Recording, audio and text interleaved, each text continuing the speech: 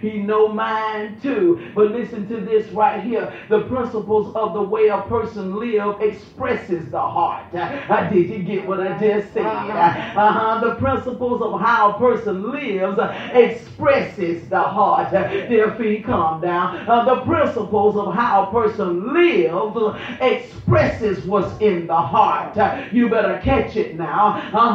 The principles of how a person lives expresses what's in the heart.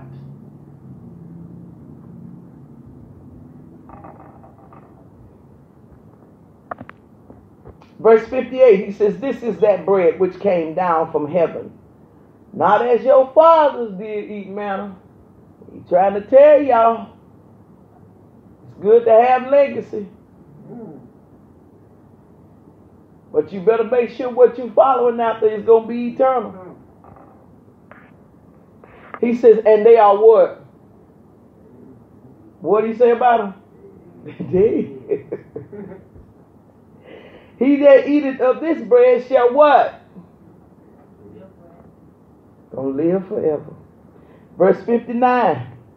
These things said he in the synagogue as he taught. Remember that word. As he taught in Capernaum. Many therefore of his disciples, when they had heard this, said, this is a hard saying. Who can hear it? Y'all, baby, let's get deep in here today, y'all. Check out what they said. They said, now wait a minute. There's some hard stuff here now. Woo! When Jesus knew in himself that his disciples murmured at it, he said unto them, what did he ask them, y'all? Does this offend you? Does this offend you? Huh? Does this offend you? Does what I'm saying offend you? Y'all hold that for you. What you doing, girl? Y'all don't mess around and let me get saved for real. I told y'all that. You shouldn't have did that. Let me get saved for real. Let me got the principles of this thing for real.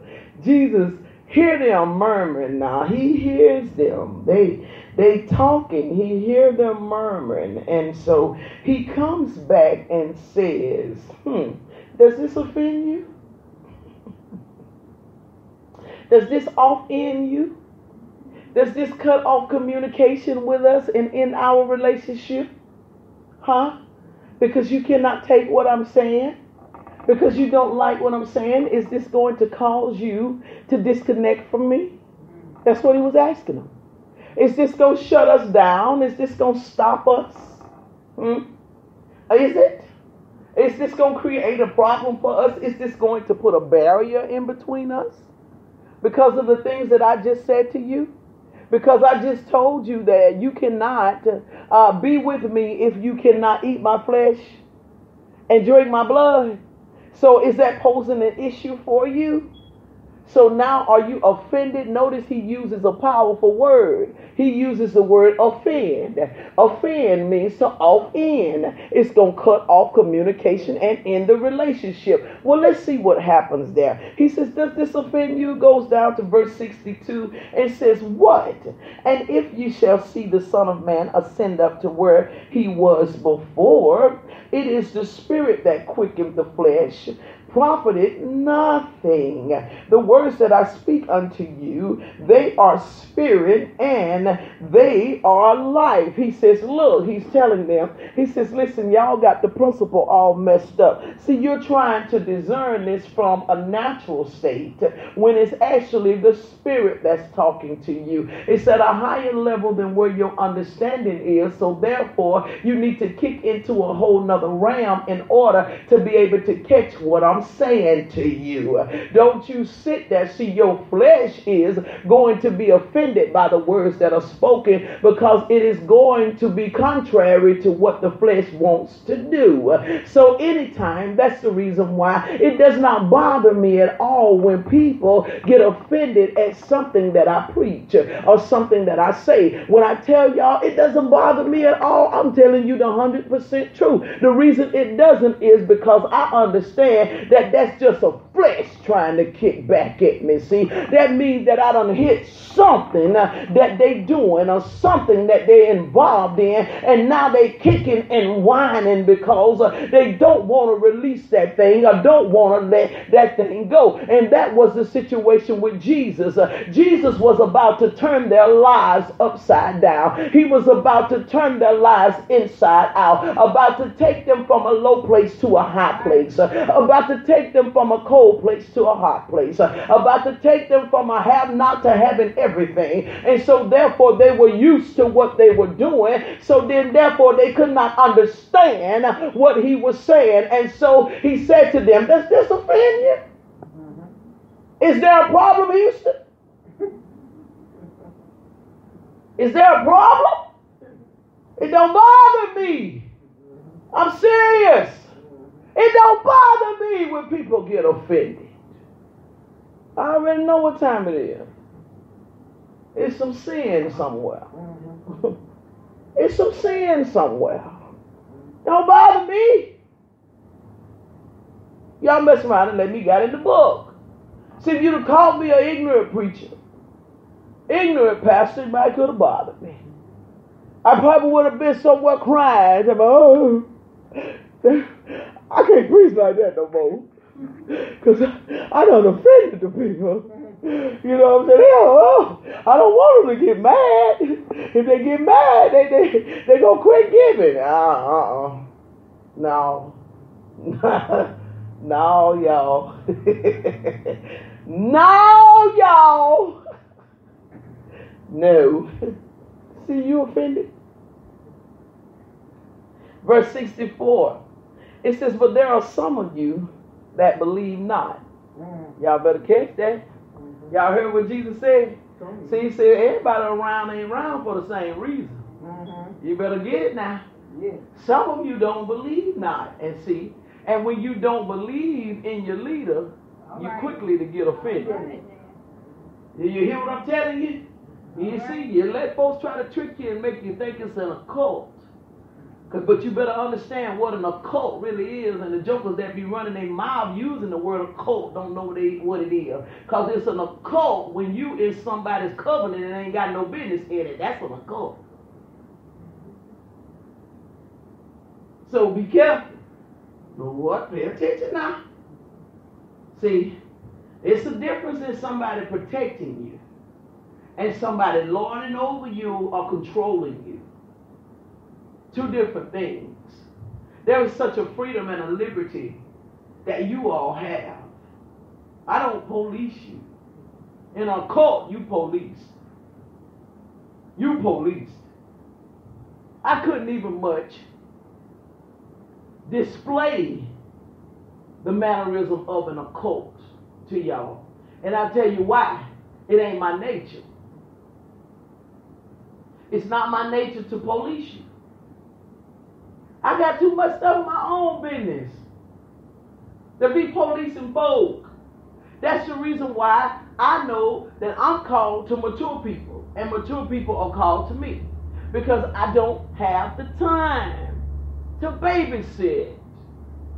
I can't run a daycare. I don't have the time. I'm still developing and producing myself. So if you are developing and producing yourself, you don't have time to be in a cult. Because in an occult, you got to watch everything they doing. Because you got to make sure they ain't talking to other people.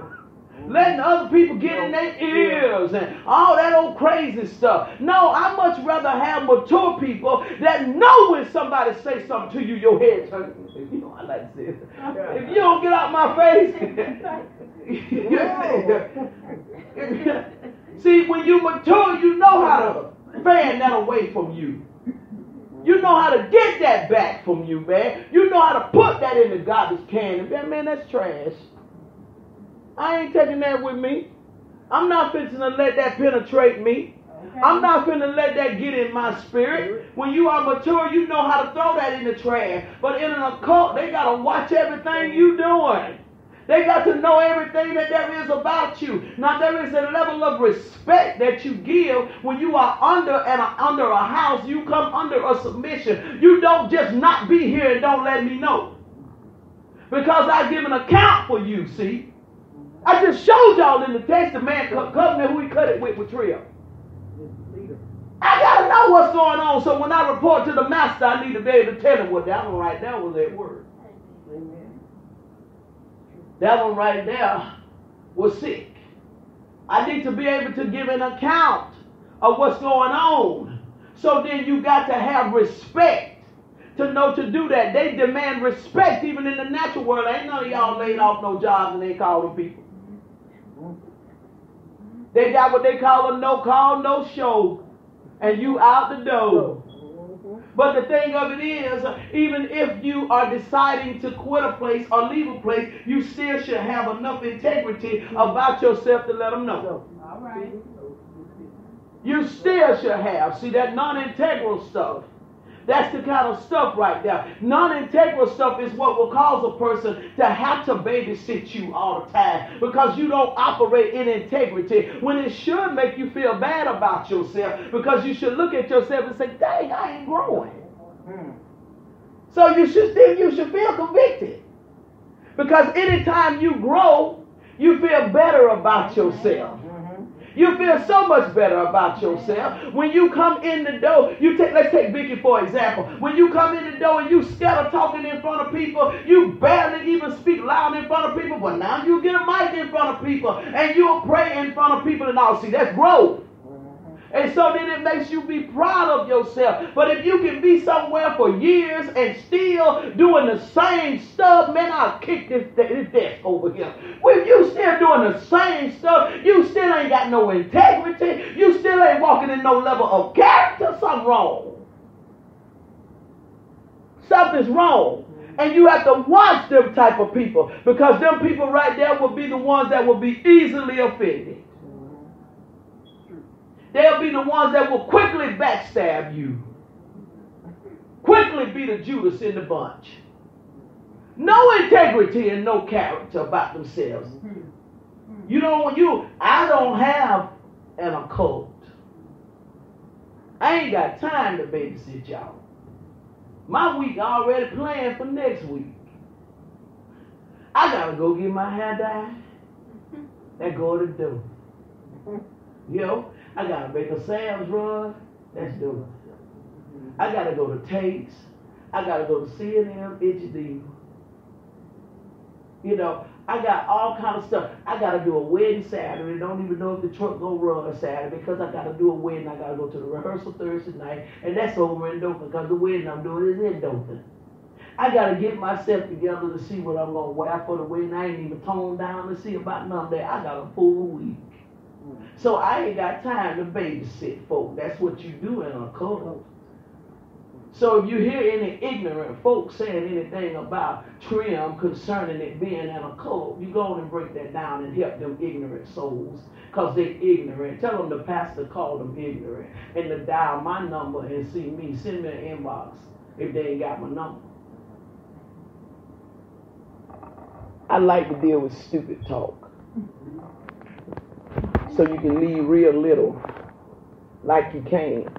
You came in, thought you were big, but I'll show you your little. All right. So he says, there are some of you that believe not. For Jesus knew from the beginning, I want y'all to catch that.